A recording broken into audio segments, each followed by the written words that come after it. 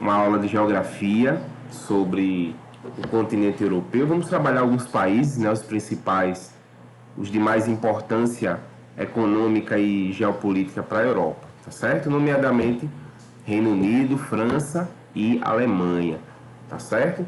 Então vamos dar uma olhada primeiramente no mapa, né? Vamos retomar o mapa que a gente trabalhou na última aula, no nosso último encontro, que foram estes dois mapas, o político. Vamos relembrar que a gente falou, né, pessoal, que a Europa é cheia de penínsulas, é cheia de recortes geográficos, acidentes geográficos, né? E tem uma vasta planície central, né? Mas, repito, cheia de penínsulas. Alguém poderia me citar duas penínsulas europeias?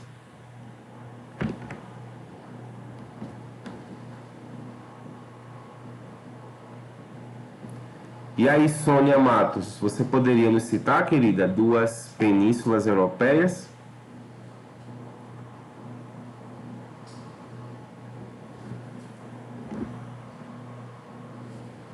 Vamos ver a Sônia. Bom, pouca gente hoje, né, pessoal? Temos 5, 9, 11 pessoas apenas, né? Que pena que tá bem vazia a sala hoje, mas vamos lá. Península Escandinava, né? Muito bem. Península Ibérica, Península Itálica. Isso, muito bem. Então, Ibérica, né, pessoal? A gente vê muito em história, a colonização ibérica, não sei o que ibérica. Ibérica é Portugal e Espanha, certo? Península Itálica, enfim, Península Balcânica, tá certo? Então, temos muitas penínsulas na Europa. E vimos também, não é, meus caros, na última aula, esse mapinha físico do continente europeu, de relevo principalmente, né? Então, vimos que nós temos na parte central, centro-oriental da Europa, uma grande planície, né? E também alguns planaltos, mas também temos relevos montanhosos, né? Relevos de elevada altitude, certo? Então, fica aqui a revisão do que nós falamos. E hoje vamos estudar as três grandes economias do mundo, né, do mundo europeu, melhor dizendo, do continente europeu, que são o Reino Unido, França e Alemanha.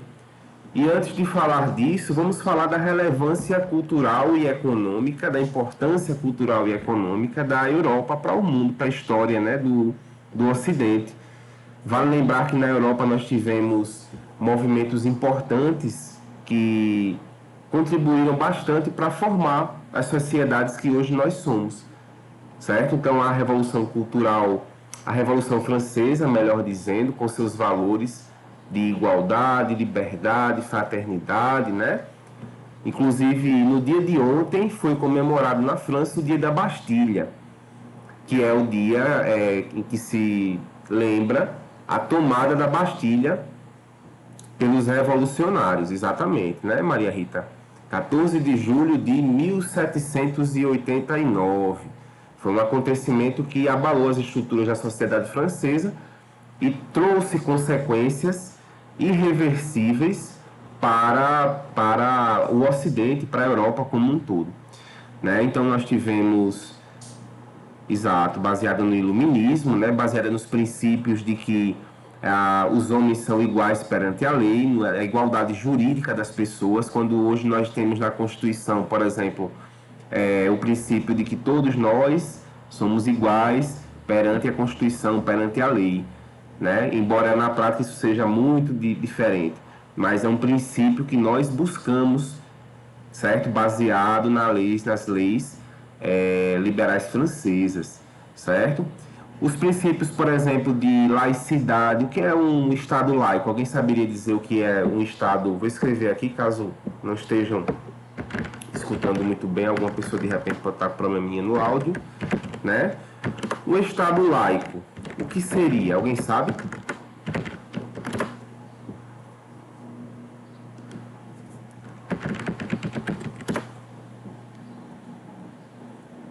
Né? Laicidade, exato, né, Sônia? Não tem uma religião oficial, né?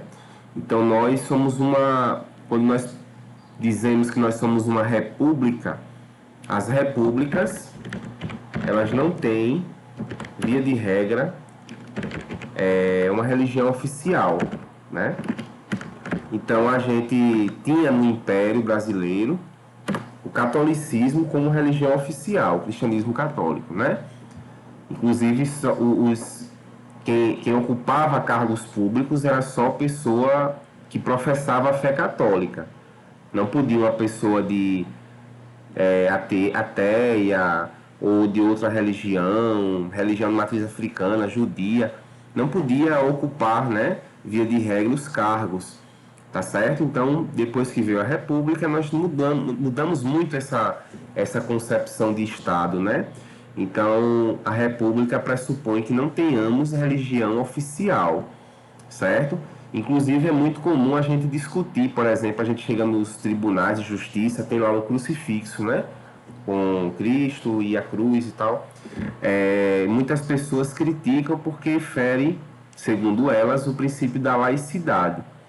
Então, nós não podemos, por exemplo, num evento da escola, a gente não pode fazer culto assim, né? Professar uma fé, seja ela qual for, católica, evangélica, de matriz africana, né? Não pode, né? Em órgãos públicos, realmente, isso aí é inaceitável no Brasil, né? Com certeza, certo? Então, os valores da Revolução Industrial também, né, pessoal? A Revolução Industrial, vocês já estudaram isso e vivem estudando isso, né? Não vou me alongar muito, mas a Revolução Industrial foi o quê? Foi a substituição da mão de obra humana, da mão de obra do homem, pelas máquinas. A máquina tomou o papel principal no processo de produção das coisas, né? Então, começou na Inglaterra e alcançou outros países europeus na segunda fase da Revolução Industrial e também outros continentes, né? Nossos amigos estadunidenses, né? Vamos dizer assim, eles tiveram a vanguarda, né? Na Revolução Industrial deles, né? Muito antes da nossa nação. Então, nós tivemos um atraso muito grande na Revolução Industrial, motivo pelo qual hoje nós temos ainda um atraso econômico, né? Um atraso de desenvolvimento em relação a esses países que integram hoje o mundo desenvolvido. Porque a industrialização pressupõe a urbanização e todo o planejamento urbano, né, nas cidades grandes. Veja que as cidades brasileiras são cidades muito caóticas, né? Então, as nossas cidades grandes foram inchadas, né? Um planejamento mal feito de urbanização, salvo algumas exceções, né? Temos casos de cidades que foram planejadas, logicamente, mas a grande maioria, as maiores, as principais, são, via de regra, de planejamento urbano muito mal feito, ou não feito, né? Tá certo? Até aí tudo bem, gente? Então tivemos... Megacidades são cidades que têm acima de 10 milhões, né, de pessoas, certo? Então, o nome mega vem de coisa muito grande, cidades que têm mais de 10 milhões, certo? Então, é o seguinte, bom, Renascimento, né? O Renascimento, ele foi também um movimento intelectual, artístico, filosófico, político, que a Europa deu ao mundo, né? Então, alguém poderia me citar alguma coisa que tenha a ver com o Renascimento? Alguém sabe nos dizer aqui o que é que foi o Renascimento, um exemplo de Renascimento, de movimento do Renascimento? Alguém saberia dizer? Ou algum nome de algum intelectual, de algum artista, enfim.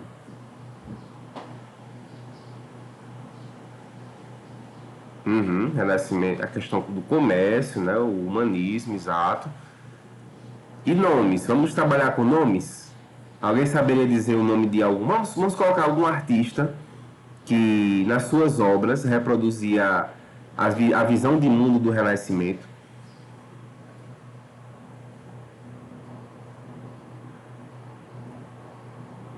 Sim, Leonardo da Vinci, Michelangelo, Rafael, né, Boccaccio, enfim. Exato. Da Vinci, se você olhar, né, pessoal, foi um dos grandes, talvez o ser humano mais genial que já pisou aqui, né?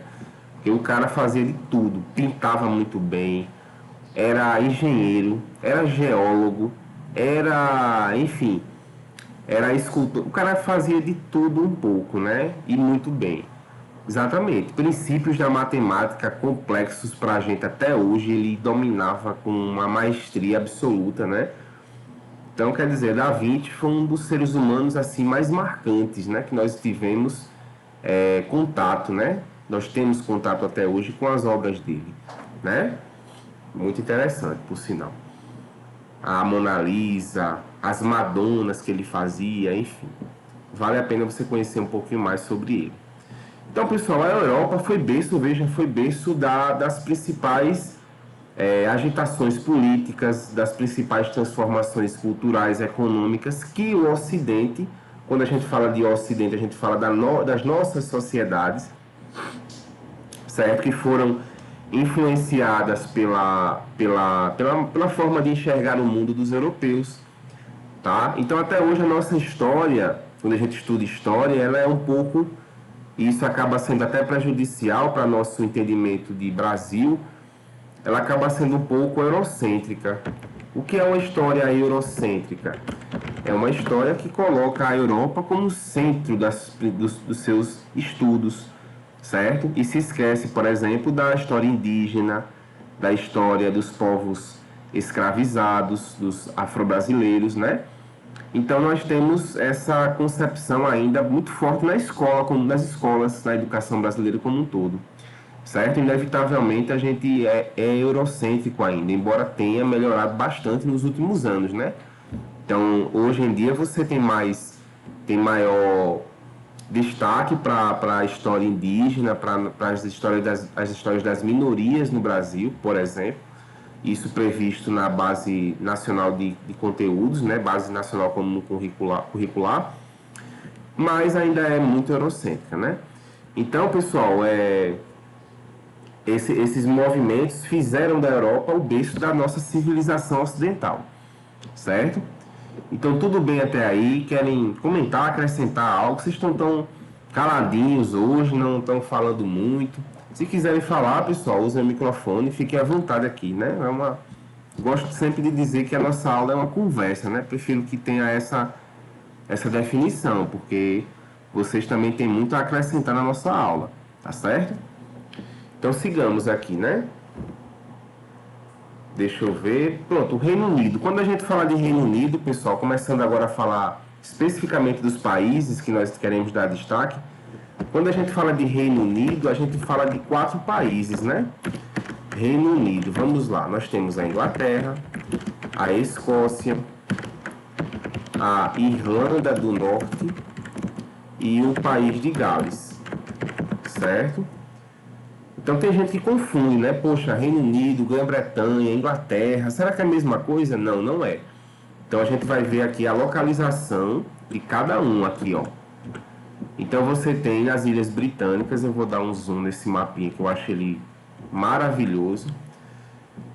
Então vejam, as Ilhas Britânicas são duas principais ilhas, no caso são a ilha da Grã-Bretanha e a ilha da Irlanda. Mas vamos entender primeiro o que é Reino Unido. Quando a gente fala de Reino Unido, já diz o nome, né? É um reino, é uma monarquia, mas não é uma monarquia nos moldes absolutistas, tá certo? Como existia em tempos idos na história, né? É uma monarquia parlamentarista. Alguém poderia diferenciar para a gente uma monarquia absoluta e uma monarquia parlamentar? Alguém saberia nos explicar essa diferença? Absolutista, a gente tem a figura do rei como centro, né? Tipo, tudo parte dele, né?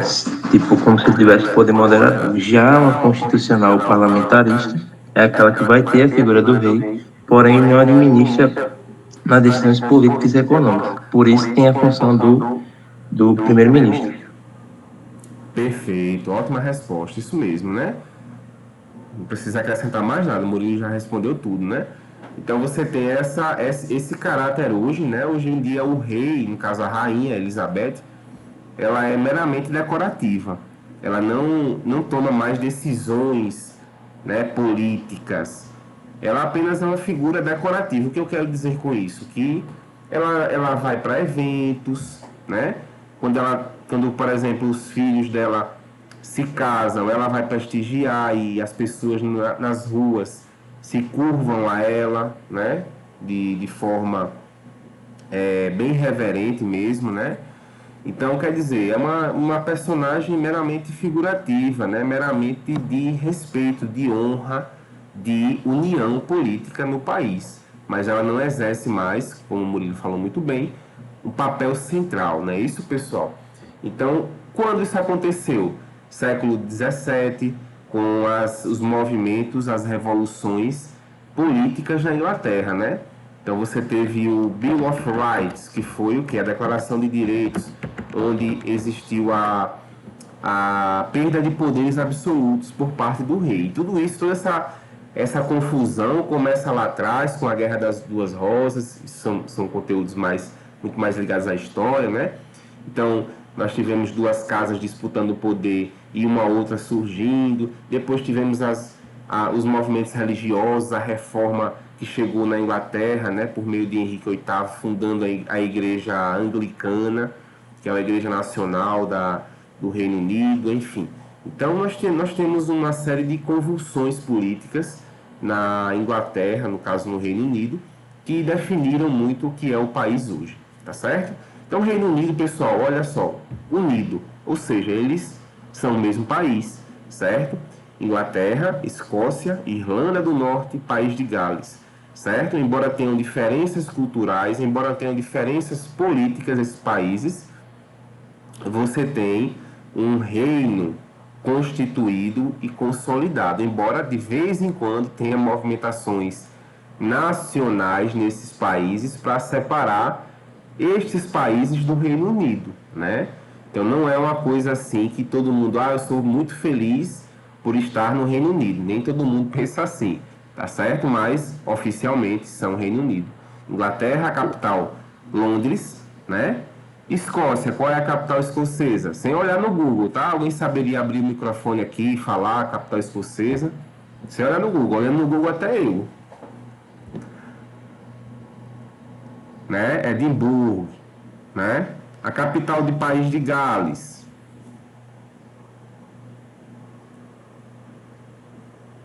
Ninguém sabe.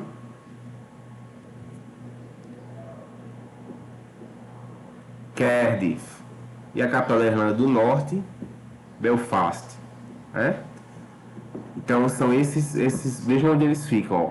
A Inglaterra fica aqui na porção mais ao sul da ilha da Grã-Bretanha, no caso, que faz parte do Reino Unido, certo? O país de Gales é um país bem menor, fica aqui no oeste, né, da Inglaterra. E aqui na parte mais ao norte você tem a Escócia. E na ilha da Irlanda, você tem a Irlanda do Norte, tá certo? Então o que é que a gente tem que saber? Que Grã-Bretanha são 3 países. Inglaterra, Escócia e Gales, certo? E a ilha da Irlanda é representada por 2 países, a República da Irlanda, cuja capital é Dublin, olha aí onde está no mapa, né? Ela não está selecionada em verde, porque não faz parte do Reino Unido, tá certo? E ela é um país católico, a República da Irlanda, chamada de Eire, é um país católico, tá certo? Então, diferença contrastante para o protestantismo aí dos países do Reino Unido, tá bom? E a Irlanda do Norte, que é chamada de Ulster, certo?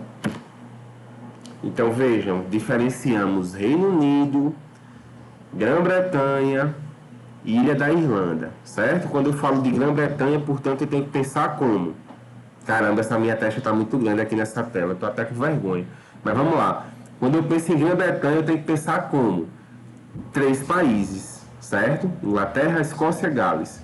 Quando eu penso Reino Unido, eu penso em 4 países: Inglaterra, Escócia, Gales, que são os 3 da Grã-Bretanha, mais a Irlanda do Norte, né? Então, nesse cálculo do Reino Unido, eu excluo a República da Irlanda. A República da Irlanda é um país católico e não aceita a autoridade da Rainha Elizabeth, certo? Tudo certo, pessoal? Deu pra gente entender essa diferença? O que é que vocês me dizem?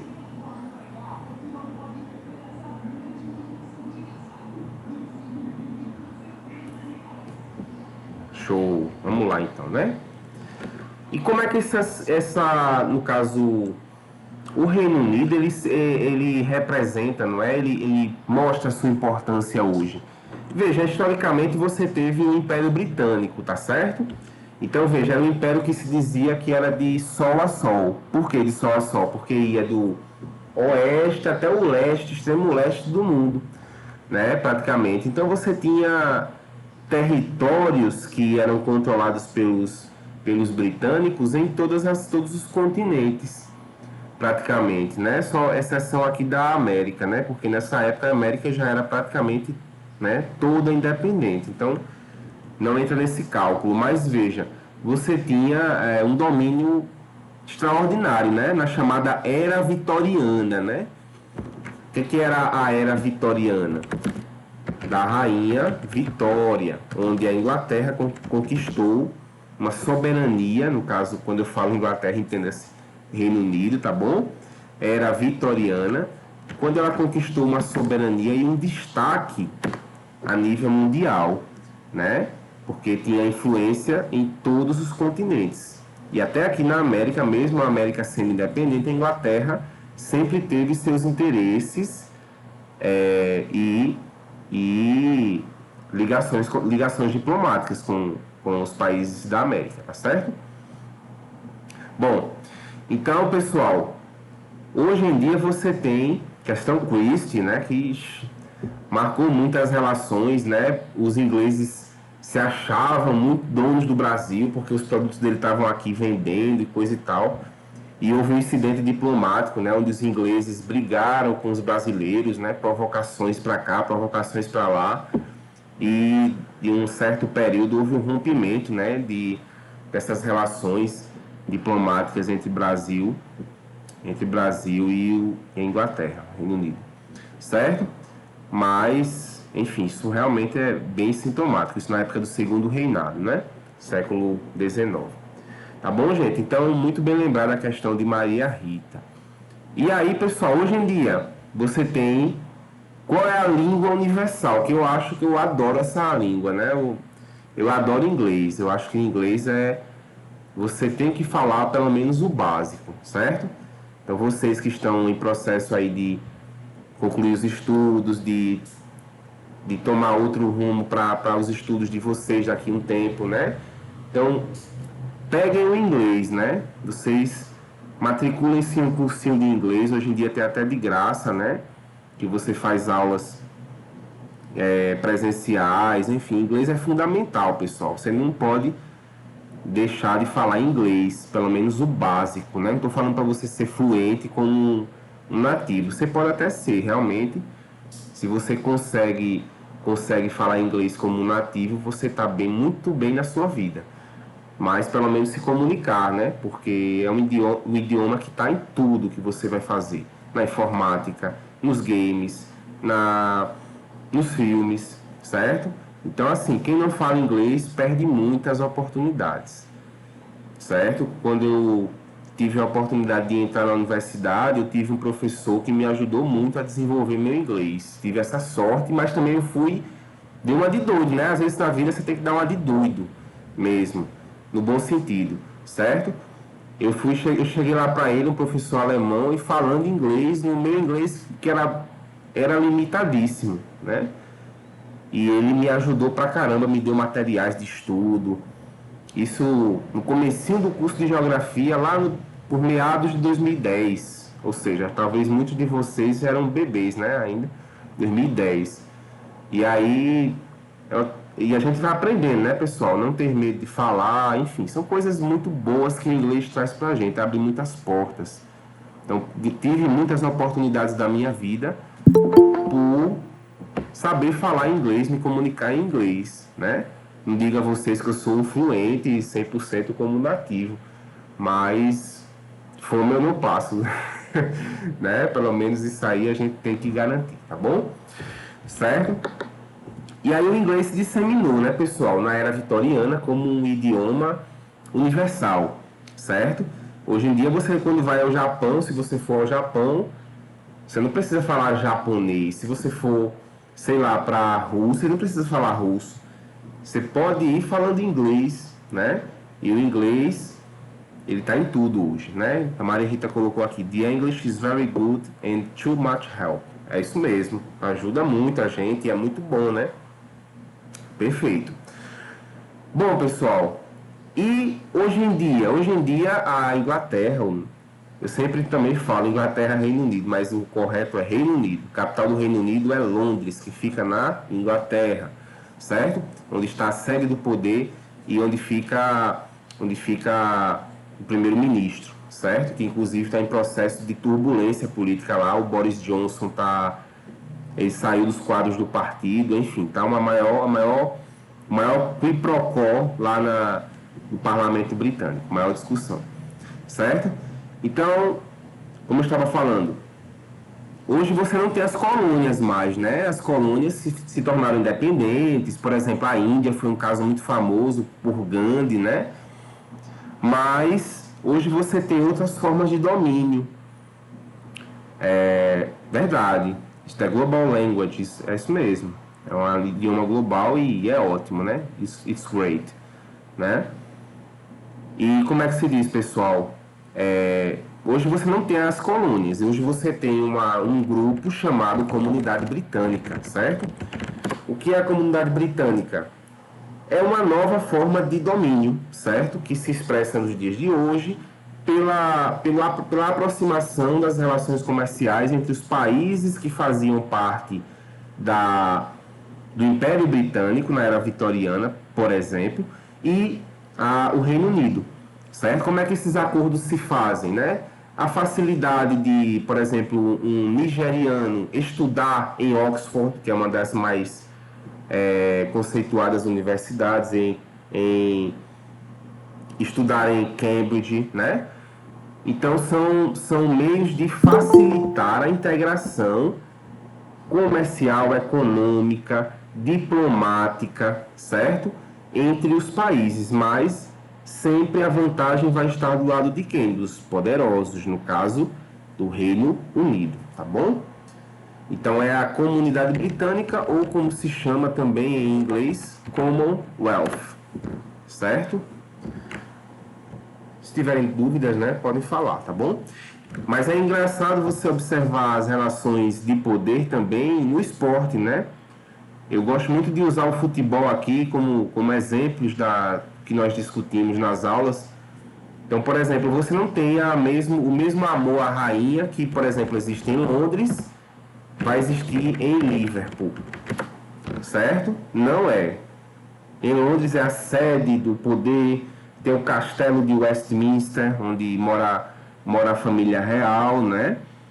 Mas você vai a Liverpool, que é uma cidade portuária, uma cidade que dista mais ou menos umas 3 horas de Londres, e as pessoas têm uma hostilidade, um ressentimento muito grande com a coroa, certo? Com a monarquia e também com as decisões políticas do parlamento, certo? Quando você tem, por exemplo, eu gosto muito, como vocês sabem, de acompanhar esses jogos, e aí foi a final da Copa da Inglaterra, né? Que é o campeonato de futebol mais antigo do mundo. A Copa da Inglaterra, FA Cup. A do ano passado foi Chelsea e Liverpool. Chelsea de Londres, a final em Londres, no estádio de Wembley, e o Liverpool, da própria cidade de Liverpool, jogando lá. E antes do jogo começar, tem o hino da Inglaterra, do Reino Unido, né? Então o hino diz: God save the Queen. O que significa isso? Deus salve a rainha. É um hino muito conhecido mundo afora, né? Uma marca registrada do hino do Reino Unido, God Save the Queen. E a torcida do Liverpool não cantou o hino. A torcida do Liverpool vaiou o hino nacional do próprio país. Olha só que curioso, né? Como as relações de aceitação daquele país são diferentes de lugar para lugar. Na cidade onde está o poder, de boas, né? A gente adora a rainha. Estamos aqui perto dela. Na cidade que foi sempre colocada de lado e sempre desprezada, Liverpool, que é uma cidade portuária, uma cidade industrial, que recebeu, por exemplo, muitos escravizados africanos, né? A população negra de Liverpool é muito importante também, certo? E sempre foi colocada de lado, inclusive por políticos mais recentes, né? Na história inglesa, como Margaret Thatcher. Margaret Thatcher, que foi uma... Bom, aqui o senhor pode repetir sobre essa não aceitação de Liverpool? Ok, posso sim. Então, lá na final da Copa da Inglaterra, que é como se fosse a Copa do Brasil aqui da gente, né? É a Copa Nacional, o torneio de futebol mais antigo do mundo. Houve a final, que foi em Wembley, em Londres, que é um estádio muito conhecido, certo? Entre Chelsea de Londres e Liverpool. Na execução do hino, a torcida do Chelsea não cantou o hino, não vaiou o hino, e a torcida do Liverpool, que vinha de Liverpool para acompanhar a final, inclusive foi o clube que venceu a final, né? O Liverpool foi campeão, vaiou a execução do hino nacional, porque não se reconhece nas letras deste hino, que diz precisamente, né? God Save the Queen. Deus salve a rainha, tá certo? Então eles não aceitam a figura da monarquia como existe até hoje na Inglaterra, no Reino Unido, certo? Por quê? Porque historicamente foi uma região desprezada pelo poder central, tá certo? Então é a mesma coisa, Brasília aqui no Brasil. Você vê que as coisas andam mais para aquela região do que para o Nordeste, né? No segundo reinado, você falou da questão Christie, né, Maria Rita? Na época, melhor dizendo, na época regencial, nós tivemos revoltas regionais no Brasil que se assemelham em hostilidade, né, em ressentimento a essa questão inglesa, certo? Você teve, por exemplo, a Sabinada, a Balaiada, a Revolução Farroupilha, certo? Então eram revoluções locais que protestavam contra o poder central. Neste caso também essas relações se multiplicam no mundo, né? Os parisienses na França, né, são mal vistos em regiões como Marsella. E aí eu falei do caso de Londres, que não é uma cidade que Liverpool morra de amores, né? Deu para entender? Porque historicamente Liverpool sempre é colocada de lado em questões econômicas e políticas, embora seja uma cidade importante por seu caráter portuário e industrial que teve, né? Tá bom? E hoje em dia Londres, né, é uma cidade que concentra a economia principal do Reino Unido. É uma cidade de aproximadamente ali 8 milhões de habitantes, certo? E que vai ter uma bolsa de valores muito importante, né? Vale lembrar que Reino Unido e Estados Unidos, ó, pessoal, sempre lado a lado, né? Os mesmos, as guerras que os Estados Unidos fazem no mundo, via de regra o apoio do Reino Unido, certo? Então, o capital dos Estados Unidos que entra é recepcionado nas bolsas de valores, principalmente em Londres. E temos regiões mais tecnológicas, como, por exemplo, Glasgow, na Escócia, mas também temos indústrias ainda que usam do extrativismo mineral, né? Que usam da extração direta de recursos minerais. Por exemplo, a cidade de Leeds, certo? Leeds é uma cidade que fica ali no centro do Reino Unido, da Inglaterra, certo? Tá bom? Então vamos lá. Seguindo aqui, né, pessoal? Então, olha só. Olha como está distribuído esse espaço econômico. Você tem o centro e você tem as periferias. O centro, claro, está ligado à cidade de Londres, tá certo? Então, daqui de Londres é que você vai ter a fuga né, a dispersão dos investimentos para outras partes do Reino Unido. Londres é uma cidade muito também multicultural, né, pessoal? Uma cidade que nós chamamos de cosmopolita, ou seja, uma cidade que vai ter uma influência e uma participação muito grande de imigrantes, certo? Que lá moram, que lá vivem, que lá trabalham. Né? Muitos brasileiros moram lá, muitos asiáticos de um modo geral, indianos, japoneses, certo? Muitos portugueses, muitos europeus de outros países, por exemplo, países mais pobres, que tentam uma vida em Londres, certo? Então Londres é realmente uma cidade de bastante cultura mundial ali. Na próxima aula, antes do filme, eu apresento algumas imagens, vou selecionar algumas imagens para ilustrar isso que eu estou dizendo, tá certo? Então aqui você vê que realmente o centro da economia, né, é Londres, tá bom? Falando da França, né, nosso tempo já está se esgotando. Vamos dar uma aceleradinha aqui para ver se a gente termina pelo menos França, certo? A França, pessoal, ela tem um mapa geograficamente. Olha só como é que está a França. Ó. A França ela está localizada no centro mesmo da Europa, certo? Ela, diferentemente do Reino Unido, que é composto de ilhas, certo? A França é ligada à Europa continental. Inclusive tem uma ligação muito rápida, né, entre a França e o Reino Unido, que é o que? O Canal da Mancha. O Canal da Mancha. Deixa eu ver as perguntas aqui. No contexto brasileiro, São Paulo é uma cidade cosmopolita. Sem dúvida, né? Sem dúvida. São Paulo, cara, quando eu estive lá em 2019, né? 2019 foi. É a melhor cidade para você comer na sua vida, que eu já, pelo menos que eu já vivenciei, que eu já conheci, né? A melhor cidade para você comer, porque tem comida de todo lugar. Tem comida portuguesa, tem comida italiana, tem comida asiática, tem comida de todas, se brincar, até dos países mais distantes do mundo, tem comida lá em São Paulo para você comer. São Paulo para comida e para gastronomia, né, melhor dizendo, é tudo de bom. Isso mostra, nem sempre muito barato também, né, mas isso mostra o que? A influência de várias pessoas de outras partes do mundo em São Paulo, tá certo? E também brasileiros, é importante nós lembrarmos também das nossas raízes, né? Muitos nordestinos em São Paulo. Então você tem também comida baiana, comida pernambucana, comida paraibana, comida cearense, tudo isso também tem em São Paulo, né? Então, cosmopolita vem deste universo multicultural que algumas cidades conseguem ter, por sua relevância, por sua atração e pela sua miscigenação cultural, tá certo?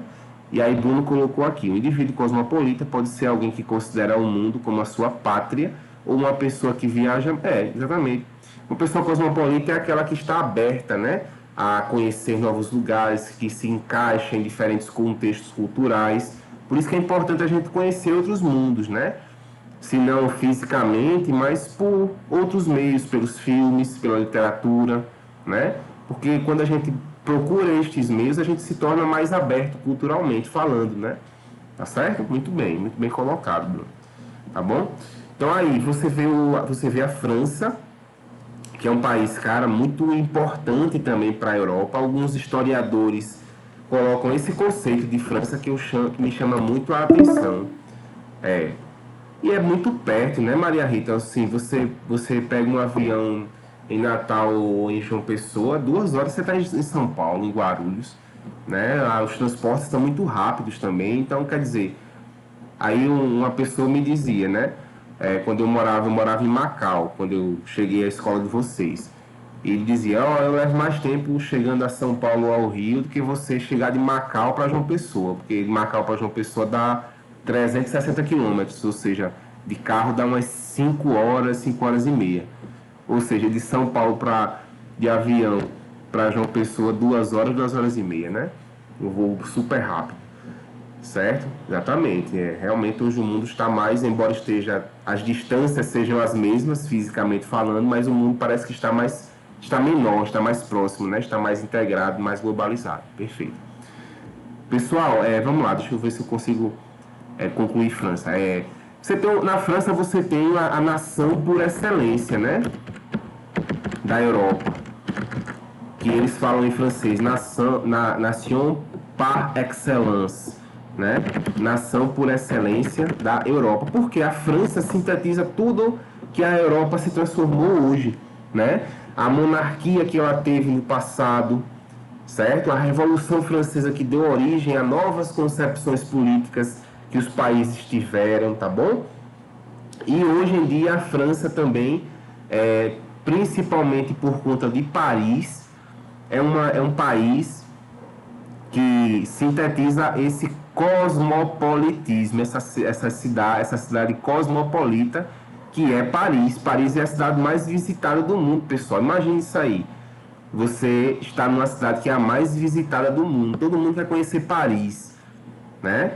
Então, se você tiver a chance de ir para Paris ou para outra cidade, você acaba, inevitavelmente, pelo glamour de Paris, pela moda que também Paris traz para todo mundo, optando por Paris, consequentemente, né? Então, Paris, quer dizer, cara, é o centro, né, dessa atração turística no mundo, tá certo? Então, a França, ela tem você vê que o espaço político dela parece um hexágono, né? A figura matemática de um hexágono, ou seja, uma figura geométrica de 6 lados, né? Parece mais ou menos isso mesmo. Então, é uma figura muito central nas relações geográficas de espaço mesmo na Europa. Vê que ela faz fronteira com países importantes como a Alemanha, tem uma produção de carvão muito interessante aqui na Alsácia-Lorena, certo? Uma integração entre os dois países muito forte também, com os Países Baixos, Bélgica, Holanda, que são áreas de escoamento de produtos. Tem o porto de Roterdã, na Holanda, que é o maior porto da Europa, certo? Na Alemanha você tem o porto de Hamburgo, que é um dos maiores também, certo? Você tem aqui abaixo a Espanha e Portugal. Inclusive, a França é o país que mais tem portugueses fora de Portugal, né? Isso é interessante a gente observar também. Muitos portugueses vão tentar a vida na França, certo? Nós temos aqui a Itália muito próxima também, vizinha, certo?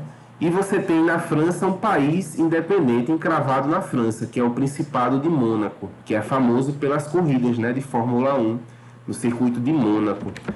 Alguém conhece como é o circuito de Mônaco? Alguma pessoa que acompanha Fórmula 1? Cara, o circuito de Mônaco é um dos mais interessantes do mundo, né? Porque você tem ruas estreitas, que a corrida é feita nas ruas mesmo do Principado. E a paisagem dos iates, porque é uma área realmente muito para quem tem muito dinheiro, certo? Para quem ganha tipo o que a gente nunca vai ganhar na vida, ele ganha em uma semana, aí vai turistar lá em Mônaco, né? Certo? Então a França, veja, ela é muito centralizada em Paris, mas você tem outras cidades importantes, como Lyon, Toulouse, Bordeaux, produção de vinho em Bordeaux é muito boa, Marseille, né? Então, quer dizer, na França você tem Paris, mas você tem outras cidades importantes também.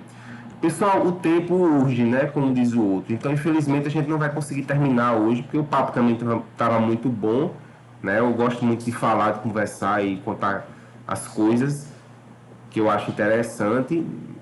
Mas na próxima semana, tá bom? Eu vou dar continuidade. Versalhes, que é o castelo, né? O palácio, melhor dizendo, onde vivia a família real, que em Portugal tem um igual, né? Que é o de Mafra, certo? O de Mafra é uma cópia muito parecida com o de Versalhes, certo? Deixa eu colocar aqui para vocês a lista de presença. É verdade, Bruno, né? O tempo realmente passa rapidinho. Eu dou sempre aqueles 10 minutinhos, né? Para todo mundo entrar, tomar seu café, tomar sua água, que eu sei que vocês também vêm de outra aula, então dá um tempinho para respirar, tomar um ar, né? E entrar na sala. Eu só começo de 9h10 também, né? Por conta dessa tolerância, tá certo? Mas vai dar certo, a próxima semana a gente termina, certo? Deixa eu colocar aqui o formulário, só um minutinho, pessoal.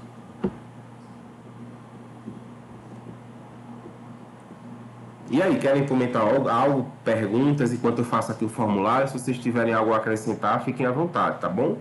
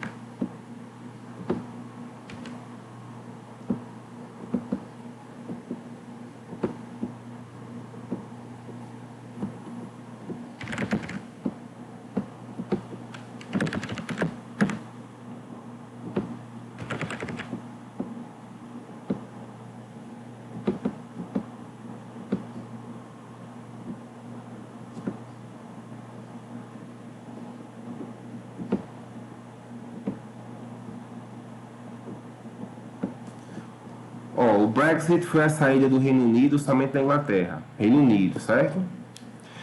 Mônaco, segundo. É, isso mesmo. É muito pequenininho, né? Tem que só perde pro Vaticano, em termos de tamanho. Vaticano, por sinal, é encravado em Roma, né?